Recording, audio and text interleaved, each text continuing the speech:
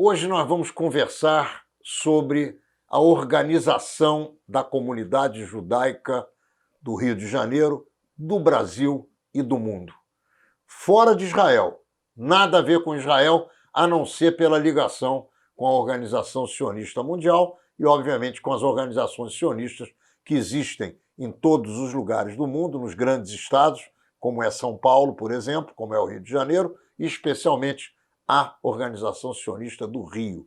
Eu tenho aqui comigo a minha querida amiga Patrícia Tomasquim, e é com ela que nós vamos falar sobre esse assunto. Você vai bem, minha querida? Tudo bem, você como vai? Sempre uma alegria estar aqui Muito bem, com você. com muita alegria de receber você aqui nos nossos estúdios de Menorá na TV.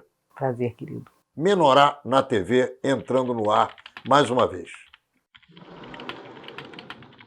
Estamos dando início ao primeiro bloco de Menorá na TV sobre as organizações das comunidades judaicas no Brasil e fora do Brasil. E esse nosso papo é com a Patrícia Tomasquim, que é professora com pós-graduação em Israel, e ela vai nos explicar o que ela pensa desse tipo de coisa. Patrícia, como é que você se envolveu com a questão da história judaica e como você se envolveu politicamente com a Organização Sionista Mundial e com a Organização Sionista do Brasil e do Rio de Janeiro?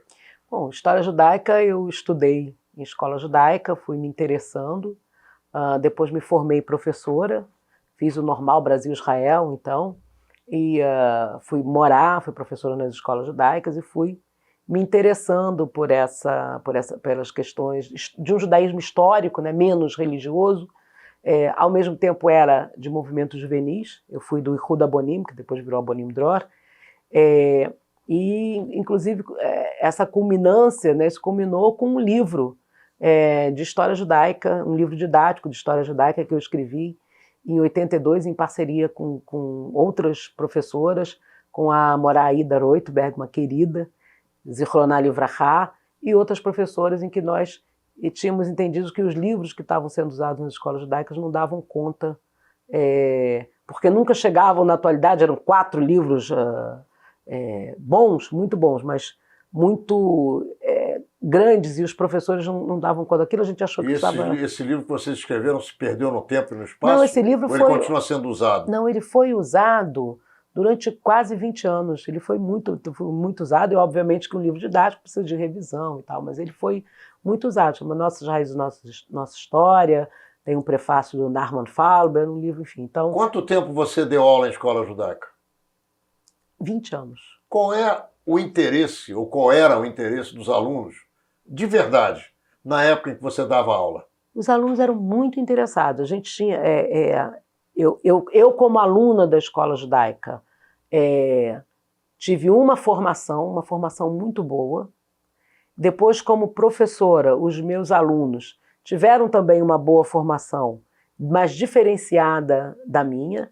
E eu diria que essa coisa de todas as matérias judaicas, ela vai se esmaecendo. Existe algum dos teus alunos, ou alguém numa escola judaica, que você possa identificar como um atual líder comunitário judaico no Rio de Janeiro?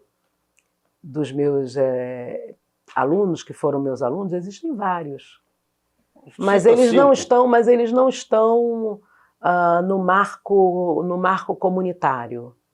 Quem são eles? Quer dizer, tem alguns que estão. Eu acho que uma liderança judaica na área da educação é o Pedro Brons, que atualmente trabalha no Liesen, ele tem uma formação muito interessante. Foi meu aluno. Sim. Pequenininho, né? Existem professoras de hebraico que dão aulas que foram meus alunos. Existem bons médicos que poderiam ser boas lideranças. Alguém na área política comunitária, ninguém? Na área política comunitária, não. Não que eu saiba, né? Muito Pode bem. ser que eu tenha... Quando é que você, então, se interessou pela política sionista? Não, porque você me contou o teu período de professor, o livro que você, junto com a professora Isso, da questão histórica, escreveu, né? E como é que você se envolveu com a questão política da comunidade judaica? Eu me envolvi pela política sionista, não é? Porque eu era do movimento juvenil e eu lembro que a gente tinha uma atuação muito tossesset, Borbulhante? borbulhante, Qual era a era? viva. Qual era a época disso? Olha, eu sou ruim com essa coisa de data, mas foi numa das eleições. Não foi nos 20 anos que você deu aula, foi depois.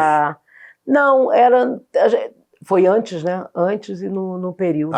Foi antes e no período, quando você dava aula. A gente já no movimento juvenil, a gente se mobilizava para as eleições que havia na USUS, na Organização Sionista, que era, na época, uma instituição forte, representativa. A gente tinha efetivamente uma comunidade sionista. Você não sabe identificar data? Olha, a primeira eleição que eu participei, que foi muito interessante, a gente apoiava a chapa Ben Gurion, e era o Paulo Goldras, que era um dos candidatos e tal. Perdeu para o Milton Naum. Perdeu para o Milton. A chapa Ben Gurion era Paulo Goldras. A cor era verde. José Schipper e Osias Wurman. Eram os 3 candidatos dessa chapa. Eu não lembro do Osias. Na outra chapa vinha Gerson Berger e a outra chapa vitoriosa, que era a chapa da minha vice-presidência, era o Milton Naum, que foi eleito. A gente apoiava... Então vocês começaram exatamente em 1988. A gente apoiava, eu, né, no sentido de efetivamente trabalhar, a gente apoiava o Gerson Berger, porque o Gerson... Então era outra chapa, você não apoiava o Paulo Goldras. Eu estou te lembrando... Era a época. 1988. Exatamente, porque foi uma campanha muito borbulhante, foi bastante e tal. dura. E porque o Gerson perdeu. O Gerson perdeu. Mas isso era pouco relevante, digamos, em termos de ganhar ou perder. Era a questão de participar. Era festa. O bom era participar desse processo, que era um processo democrático. Isso foi a bacana. época em que eu fui eleito vereador e o Milton Naum foi meu substituto na Federação Israelita, eleito com mais de 75% dos votos. Não, eu participei. Quem me levou para a Fiesp foi você. Você não lembra disso. Não, mas foi depois. Foi na minha gestão futura.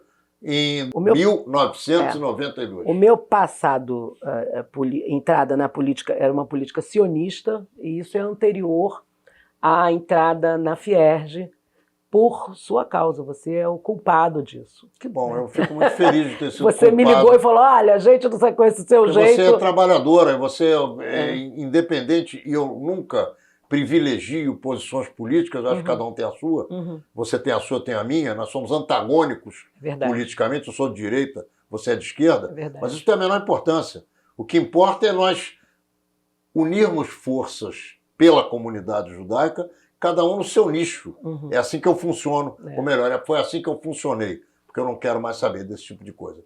Mas me conta como é que está a vida sionista no mundo. O que aconteceu no sionismo? O sionismo o direito, é uma luta pelo direito de autodeterminação judaica, ou seja, do povo judeu ter um Estado. Que, de uma certa maneira, para alguns, se resolve com a criação do Estado de Israel. Exatamente. Então, e para outros se resolve nunca, porque a criação do Estado de Israel precisa de manutenção. E é isso que... Então, o que acontece? Quando começa lá atrás o Congresso Sionista Mundial, ele começa, né, como um marco que vai criar o Estado de Israel. Quando se cria... 1898, com Theodor Herzl. Quando se cria, na Basileia, né? Quando se cria o Estado de Israel, há no mundo sionista um entendimento, depois de um certo tempo, de que o sionismo não precisaria mais fazer escola, digamos. Não, então vamos... Fazer escola significa brigar por adeptos. É isso? E criar lideranças. Né? O sionismo, então, passa a ter... Quer dizer, a organização sionista, né, o mundo sionista, passa a privilegiar um entendimento de que, uma vez criado o Estado de Israel, todos os judeus deveriam ir para lá. Porque as comunidades judaicas, elas não eram sionistas. Isso é uma coisa importante dizer. O sionismo nunca foi algo hegemônico. Ele sempre foi questionado. No Brasil, muitas famílias não colocavam seus filhos nos movimentos juvenis porque não queriam que eles fossem doutrinados a fazer aliá. Agora, para que você entenda, fazer aliá significa voltar para Jerusalém. É mais ou menos isso. Ou seja, ir viver no novo Estado de Israel, no moderno Estado de Israel. Eu quero dizer a você que continua sendo não hegemônica a posição sionista no mundo judeu. Sempre foi. Então, essa coisa Nós somos 18 milhões de judeus no mundo, existem 6 milhões de judeus em Israel e 12 milhões de judeus fora de Israel. Exatamente. Então, E aí, quer dizer, primeira coisa que aconteceu, o primeiro baque foi que, ao criar o Estado de Israel, os judeus não foram para Israel. Então, isso foi o primeiro baque. O segundo foi esse investimento pesado em aliar, quer dizer, nessa imigração para Israel, e também um certo preconceito do sionismo, se o cara fazia aliar, se a pessoa fazia aliar, ia morar em Israel, e ele não dava certo, ele saía de Israel, começou a haver uma compreensão de que essa yeridá, quer dizer, essa descida, porque aliar é subir, né?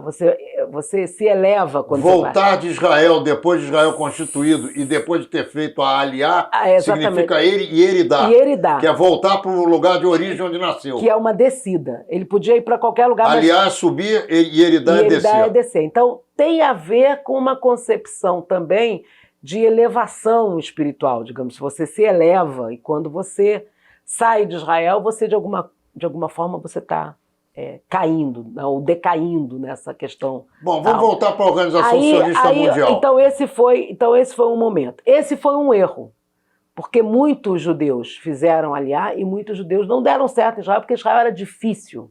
Israel tem Era e continua sendo e que será no futuro sempre difícil. Porque imigrar é difícil. Imigrar é difícil. Esse é o problema. O clima não favorecia, nós aqui estávamos acostumados, estou falando especificamente de Brasil, com um determinado padrão de vida, automaticamente... Não é padrão de vida, é padrão social. Padrão social, automaticamente você decai, você chega lá como um Zé Ninguém, é muito difícil... Como todo imigrante. Como todo imigrante. Mesmo com dinheiro. Mesmo você não conhece ninguém, ou conhece meia dúzia de pessoas numa sociedade múltipla e com várias facetas, e é complicadíssimo. E com guerras. Guerras. Porque nunca houve um período sem guerras. E que sempre vai haver guerras. Como existem guerras aqui. Então, entre o asfalto e a favela, entre a esquerda e a direita, entre o funcionário público e o empresário. Isso sempre vai existir em tudo que é lugar do mundo. Mas aqui o camarada está acostumado. Quando ele vai para lá, ele encontra um novo mundo que nem sempre ele se adapta. Mas o que eu quero falar... O segundo grande erro da organização, do sionismo, foi, então, entender que, olha, tem uma coisa que Bom, o primeiro grande erro é achar que todo judeu tem que morar em Israel. Tem que morar em Israel. Não pode, e se não der certo, não pode voltar. Tem que morrer. Ele é colocado quase como um colocado, hoje em dia não. Então esse foi um erro. O outro erro foi fazer o seguinte, separar, entender o seguinte, não, aliar é algo que é tecnocracia, né? Burocracia, burocrático. Você é judeu, segundo os parâmetros do Programa de Jerusalém, então você faz aliar, tem que cuidar disso. Isso não é uma coisa que a gente precisa ficar...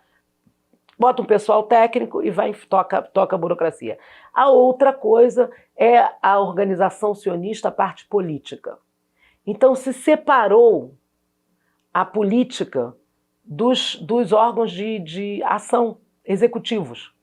Então, o executivo ficou todo, programa, não sei o que, ficou com criou-se a agência judaica. Outro grande erro, porque se esvaziou, de alguma forma, a organização sionista... Quando que foi criada a agência judaica? Você lembra? Eu não sei te dizer datas, mas... Você sabe dizer... Foi nos anos... Foi na década de 60, nos anos 70? 90, não, nos anos 90. Na passagem dos anos 80 para os anos 90, começa essa concepção e tal. Num tal nível... Aí o que aconteceu? A organização sionista aprovava as verbas, era como se fosse um congresso. Gastava. E a agência judaica gastava. E aí, meu amigo, cada um resolveu que, bom, eu estou aqui, eu vou gastar do meu jeito, com o meu grupo e tal, enfim.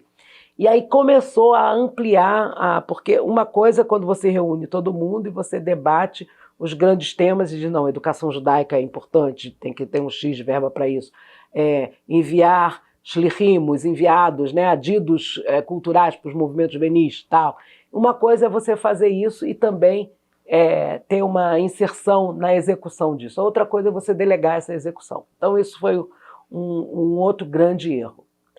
O outro erro foi esvaziar, entender que aliar não era mais problema. Com a aliar russa, dos países russos, da abertura da antiga União Soviética, foi 1 milhão de russos de uma vez para Israel, Israel entendeu que não precisava mais se preocupar em trazer gente. Exatamente, em levar gente para Israel, trazer gente, não precisava mais daquelas cálculos della pérgola, não ia acontecer porque vieram judeus suficientes. Então, nós não precisamos mais nos preocupar. Aliar não é mais o nosso tema. Agora, isso já na época do Sharon, agora nós temos que nos preocupar que os judeus se identifiquem com Israel, que gostem de Israel. Agora é a época do amor platônico. Não, é isso? Uma coisa, não era um amor platônico, mas era alguma coisa por aí. Ou seja, a execução... Se não quiser vir para cá, não precisa, fica por aí mesmo. Não precisa ficar por aí, está tudo certo. Mas Israel será uma Even Shoevet, uma fonte de inspiração do judaísmo no mundo todo. E naquela época se tinha uma disputa entre Israel e outro grande centro judaico, que é os Estados Unidos. Então, quem é que... E a gente tinha toda aquela coisa de nós não somos sionistas, mas não somos partidários, porque o sionismo era dividido em movimentos políticos ou partidos políticos não de Israel, mas... Enfim, então, foi todo esse período. Esse foi um outro grande erro, né? Então, se esvaziou essa conexão entre o que era a ideologia, a doutrina sionista da execução, depois se tirou o que era o alvo principal, que seria, aliás, dizendo, a gente não precisa mais trazer judeus, vamos criar. E aí foi quando se criou uma série de programas. O Sharon aprovou uma verba direto da Knesset, do parlamento israelense, para as comunidades judaicas. Que tipo de programa? Todo aquele programa como é o nome que eles levam jovens para Israel para passear um período? Sim. Não é Bamá, não. Enfim, no mundo inteiro, dividido em continentes, em que se tinha que ter simpatia por Israel. Mas, ao fazer isso, foi outra pancada no mundo sionista, entendeu? Muito bem, nós estamos encerrando o primeiro bloco de Menorá na TV sobre o movimento sionista no mundo, e especificamente também aqui no Rio de Janeiro, com a Patrícia Tomasquim, e a gente já está de volta para continuar com essa conversa, que é, no mínimo, esclarecedora e uma conversa que você não ouve todos os dias. Já a gente volta. Muito bem, estamos de volta com a conversa sobre sionismo e Patrícia Tomasquim. Patrícia, em 1975, o presidente Geisel, juntamente com o Azeredo da Silveira, que era o ministro das Relações Exteriores do Brasil, provavelmente pressionados pelo petróleo árabe e talvez também por uma falta de vontade de compreender o mundo judeu, votaram na ONU que sionismo era igual a racismo. O que é que você acha desse tipo de situação? Olha, eu acho que essa questão ela é muito difícil. Isso é muito ruim, não pelo orgulho judaico, mas é ruim porque tira dos judeus o seu direito de autodeterminação. Ou seja, coloca... Tira a legitimidade de Israel, é isso que você está dizendo? Não é a legitimidade de Israel, tira a legitimidade do povo judeu de ter um anseio por um Estado nacional dele. Mas próprio. O Estado de Israel não é exatamente E aí por consequência Estado... em consequência disso, questiona a legitimidade de Israel, no qual o próprio Brasil já votou, não é, em 48, em 47, pela criação do Estado de Israel. Agora me fala uma coisa, o Estado de Israel e o sionismo são racistas? Não. Nem o Estado de Israel, nem o sionismo é Então racista. Explica o que é o Estado de Israel e o que é o sionismo para aqueles que não são judeus, que não sabem, e para aqueles judeus que eventualmente imaginam que sionismo possa eventualmente ser racismo, sim. Então, o que acontece assim, o Estado de Israel ele é um Estado democrático e ele é composto de uma variada população, não só judaica, né? Então a gente tem os drusos, tem os próprios árabes israelenses, tem os cristãos, e tem todos e que, para quem não sabe, são islâmicos. 30% da população de Israel. São 30% da população, e tem também representações no próprio parlamento. Você tem partidos árabes, islâmicos, que estão lá estão no parlamento, estão representados no parlamento. Obviamente, é um Estado que tem muitos conflitos, né? Ali vão acontecer muitos conflitos, assim como acontecem no Líbano. Você tem uma tensão entre cristãos, muçulmanos e drusos, em que eles fazem uma alternância, resolveram essa questão com uma alternância de poder. Mas existe uma diferença. Esses grupos. Em Israel existe uma hegemonia judaica. Então, e lá no Líbano é uma outra conversa. No Líbano eles resolveram assim, de acordo com a característica daquela democracia. Em Israel, não. Israel é um Estado criado de base judaica para a determinação, né, do povo judeu, e, ao mesmo tempo, se criou também o Estado palestino. Quando não se resolve a questão palestina, nem as questões da fronteira, desde a sua criação, e aí eu não vou entrar nas questões históricas... Eu preciso só saber uma frase. A quem você responsabiliza pela não criação efetiva, física, do Estado palestino? Olha, você não pode falar assim, uma pessoa é responsável por isso. Não, pessoa não.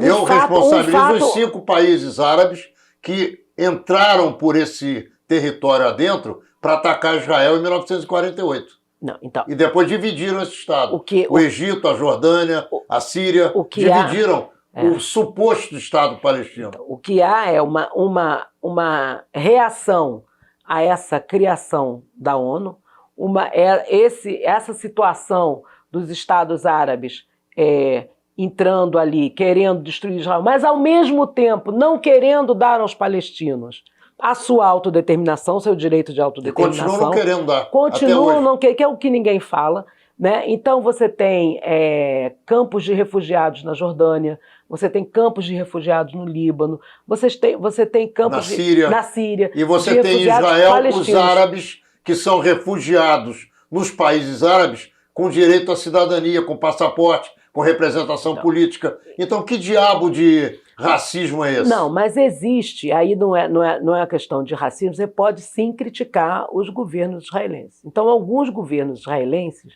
diante dessa não determinação das fronteiras, resolveram que seria uma boa jogada política, digamos, expandir para depois, numa negociação de paz, devolver. Quem começou isso foram os governos trabalhistas. Foram os governos trabalhistas, do qual eu sou ligada. Então é bom a gente deixar isso bem claro, né? Porque acusar a direita é mole, não, mas segurar o pepino, às vezes as pessoas não querem. Então, foi a esquerda israelense que começou isso, né? Foi a Avodah, que é centro-esquerda, na verdade, e que efetivamente devolveu Gaza. Então, foi muito criticada pela extrema-direita, que dizia, não, porque existe uma cultura, por conta desses conflitos políticos, de se demonizar o outro lado, né? Num conflito de duas partes, as duas partes têm a sua pulkale nesse problema, né? Como se dizia lá no Steitel. Então, os dois lados fizeram várias coisas. O cara que está ouvindo e vendo o nosso programa não sabe o que é púlcala nem o que é Steitel. Se você então, puder explicar... Essa é uma história bacana da cultura judaica, que nas aldeias, né, e especificamente no leste europeu, os judeus eram muito pobres. Então, eles não tinham condições de comprar todos os ingredientes para, numa família, fazerem uma refeição específica para o sábado judaico. Então, na aldeia se tinha uma grande panela e se colocavam todos os ingredientes lá, mas a carne era cara. Então, era a coxa de uma ave, ou peru, ou uma outra ave que tivesse uma... E púlcala é a coxa da galinha. Púlcala é a coxa da galinha ou de qualquer ave. Essa custava mais caro. Então, eles amarravam com um barbante. Davam banho na galinha, na coxa, para ficar gostosa a sopa. Todo mundo botava aquele barbante com uma plaquinha, escrito o nome da família, e todo mundo botava a sua púlcale, a coxa, naquela panela coletiva. Então, os nutrientes saíam, mas na hora que você ia tirar a sua parte, você tirava a sua púlcale de volta. isso gerou uma expressão que era você tem uma púlcala nisso, eu tenho uma púlcala. Então, assim, todo mundo tem uma púlcala aí, tem o seu pedaço nessa grande sopa de responsabilidade nessa questão do Oriente Médio. Alguns governos efetivamente exageram e têm práticas, mas são governos, não é que o Estado de Israel é um apartheid, mas é um problema muito sério. Deixa eu te fazer uma pergunta. Quando você não trata, e eu sei que você já entrevistou o Jaime Fuchs em relação a isso, um querido amigo nosso que está lá, é mais à esquerda do que eu, da esquerda sionista, mas é um problema que tem que ser resolvido.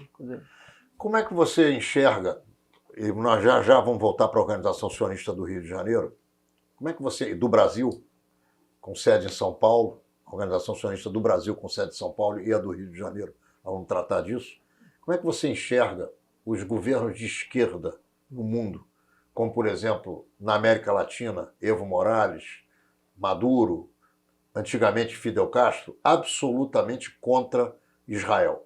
Qual é o esquema disso aí? É para atacar os Estados Unidos? É para atacar os judeus? Qual é a tua opinião sobre essa questão?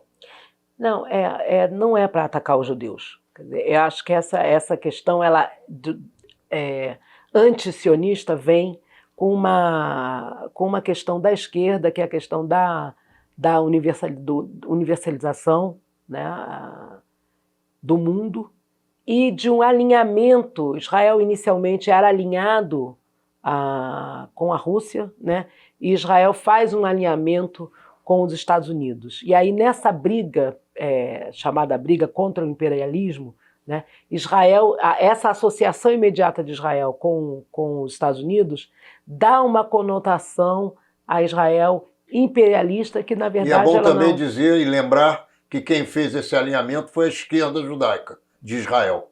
Na verdade, tem várias questões na época lá que isso acontece. Não é uma coisa, não foi uma decisão da esquerda, foi uma decisão pragmática. Quem era o primeiro-ministro de Israel, né? quando essa coisa começou a acontecer? Com Ben-Gurion e logo em seguida com Golda Meir e com todos eles. O Ben-Gurion. Todo o início de Israel era feito pela esquerda. Né? A direita então, foi... A esquerda judaica, mas o que eu ela pisa em cima da esquerda israelense, nessa questão. A esquerda judaica pisa em cima da esquerda israelense. Porque a esquerda israelense... Eu vou só te dar um exemplo. Bernie Sanders, pisando em Israel hoje. Ele é a esquerda judaica americana. Ele é a esquerda judaica americana. Eu tenho grande admiração pelo Bernie Sanders. Ninguém é perfeito. Tem gente esse é o teu defeito. Tem gente que quer dizer, não, que quer desqualificá-lo no seu judaísmo, eu acho isso um absurdo. Não, isso é uma bobagem, mas ele está lá, eu acho que ele tem uma... Porque o que acontece hoje é o Você seguinte, não pode desqualificar judeu nenhum no seu judaísmo. No judaísmo é verdade, é verdade. Cada um tem o seu judaísmo. Você exatamente. tem o teu, eu tenho o meu, e o Bernie Sanders tem o dele. É verdade. Eu posso não gostar do que ele faz. A gente não precisa de intermediário, não precisa concordar também. Não precisa concordar, exatamente. Então, mas a esquerda não conseguiu resolver... Você não tem que ficar preocupada se foi a esquerda que levou Israel para o colo do imperialismo yanqui. Você não precisa se preocupar com isso. Não. É só mais um fato histórico. Não, mas isso não foi... Que é o mesmo fato histórico que vocês de esquerda não gostam de lembrar, que criou os assentamentos. Não, olha só.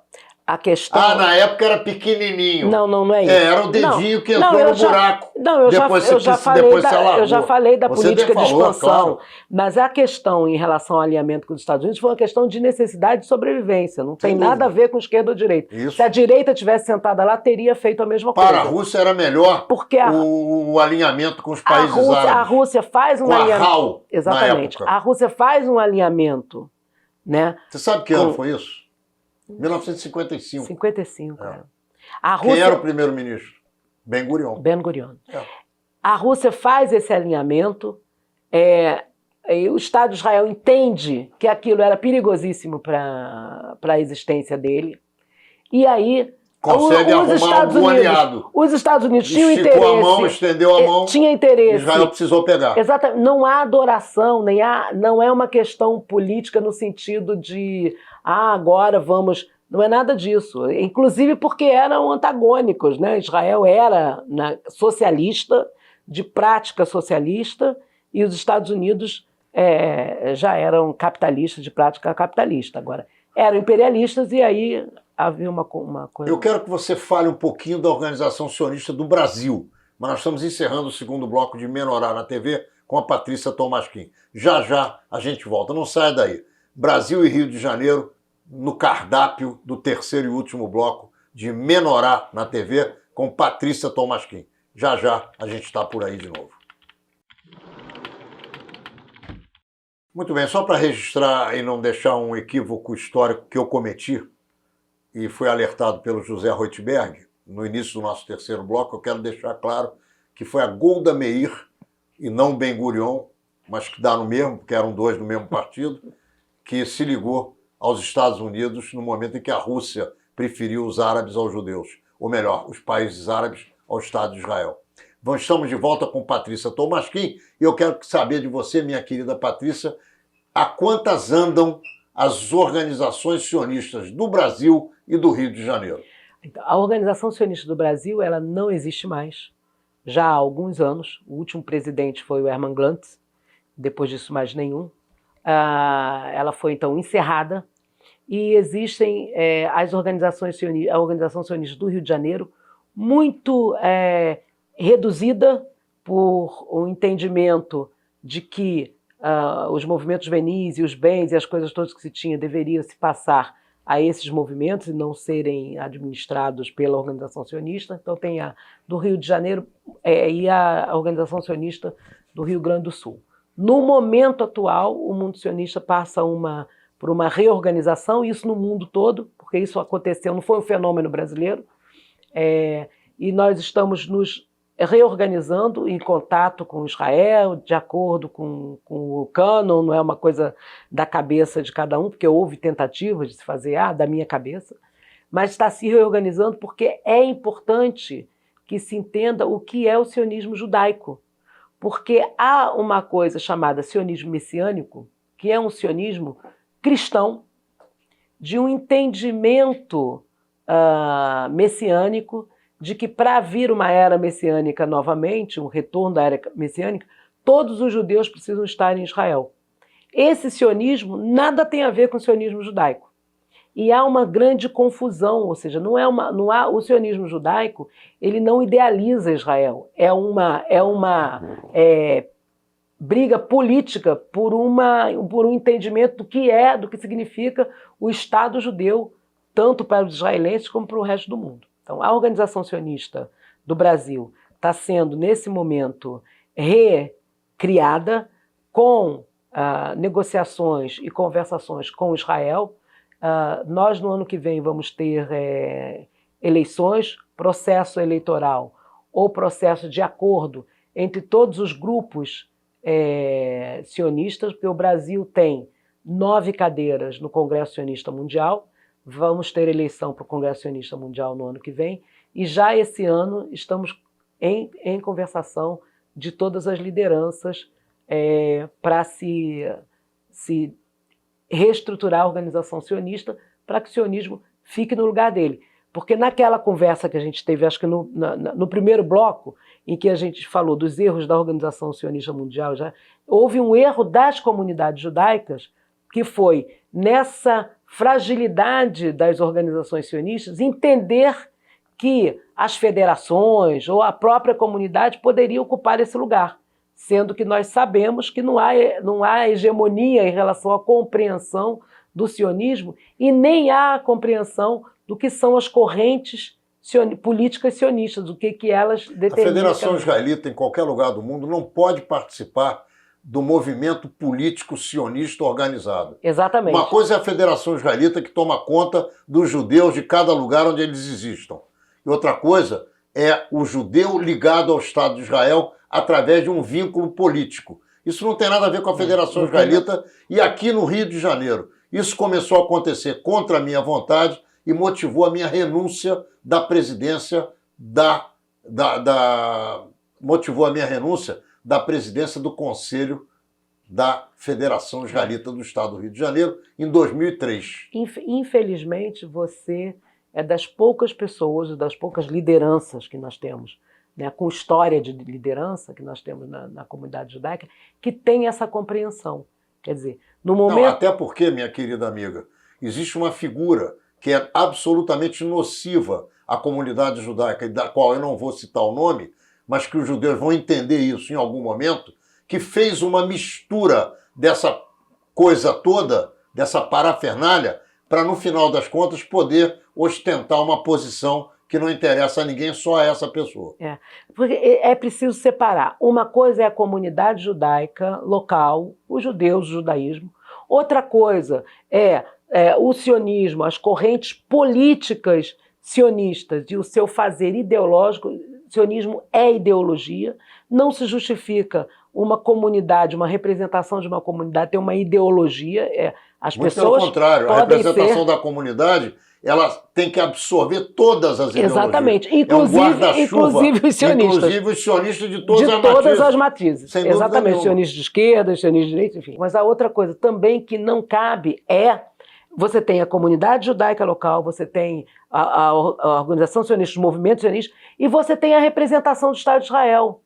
A representação do Estado de Israel, a embaixada, com a representação o comunitária local. Ela é uma representação de um Estado nacional. Exatamente. Que nada tem a ver com a vida judaica. Então, eu acho que esses três aspectos, esses três entes não se misturam, não deveriam se misturar, e quando se misturam é um grande erro e um desserviço para a comunidade local. Explica para mim o seguinte: um presidente da República brasileiro de direita ama Israel, pelas razões dele, que não nos interessa questionar.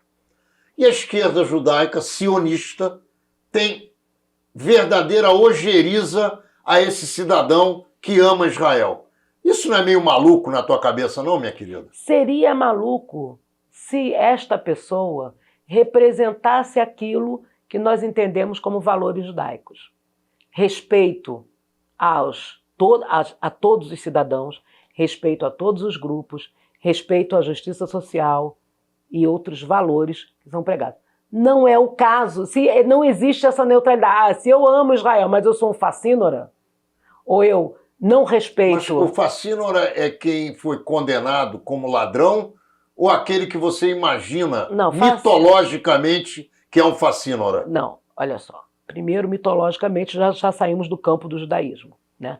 Vamos falar. Eu estou dizendo o seguinte: se essa pessoa, esse amante, né, é um amante que despreza a natureza, portanto, despreza a nossa concepção de cuidar do mundo, despreza determinados grupos sociais, portanto, despreza aquilo que nós entendemos ser a nossa função na face da Terra em relação aos outros seres humanos, que desrespeita determinados grupos minoritários, desrespeita determinadas concepções de vida, eu não posso dizer, que maravilha, entende? Isso independe da era e de qualquer país. Tá. Então nesse sentido, eu acho que a esquerda judaica... Não tem nenhum problema em atacar aquele que ama Israel.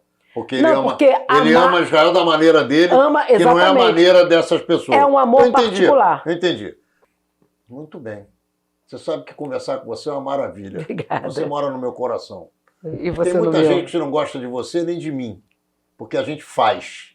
E aí eu quero saber quais são as tuas tristezas comunitárias em relação a tanta coisa que você faz e fez e que as pessoas metem o pau porque não conseguem entender que a ideologia ela é individual, ela não pode ser utilizada como ataque, como arma de ataque a uma pessoa ou a outra pessoa. Primeiro, tem um dito popular que diz que só se taca pedra em árvore frutífera. Sem dúvida. Né? Então, nós dois somos duas árvores frutíferas. Eu acho incrível esse respeito mútuo que nós temos, mesmo com com um universo completamente diferente. Você sabe que as minhas relações com os judeus e os não-judeus de esquerda, elas são profundas do ponto de vista humano. É verdade. Eu não me eu só debato uma ou outra vez, mas eu não tenho nada a ver com o caminho que você escolheu, como você não tem a ver com o caminho que eu escolhi. Uhum. Eu discuti isso com um filho meu há alguns dias atrás. Papai, eu não posso falar com você porque você apoia o Bolsonaro. Eu apoio o Bolsonaro e você apoia o Lula, cara. Eu continuo conversando com você. Olha, não tem problema nenhum. Não deve ser fácil ser seu filho, não. Mas tudo bem. E também não deve ser fácil, como não é ser pai dos meus filhos. É verdade. Eu sou. É verdade, é verdade. No final a gente se gosta até. eu acho assim, o que eu faço em relação à comunidade judaica, eu acho uma pena, e aí isso é uma dor, não é? Que as pessoas ataquem outras pessoas sem mesmo conhecer. Eu acho indigna uma pessoa que faz lachonará, ou de você, ou de mim. Lachonará, para você que não é judeu e não sabe, ou para você que é judeu e também não entende hebraico, é falar mal dos outros. Isso. Só que eu quero dizer a você o seguinte... É maledicência. Que falar mal dos outros de verdade não é lachonará para mim. Ou seja, você é um porco e eu identifico que você é um porco, isso não é lachonará, não. Isso é falar a verdade. Continua. Existe uma diferença entre criticar e lachonará. Lachonará, ela é uma fake news, né, produzida com o objetivo de destruir o outro. Na nossa concepção judaica, perde, quando faz lachonará, quem fala, quem escuta e quem repassa. Ou seja, não há nada de bom nesse processo.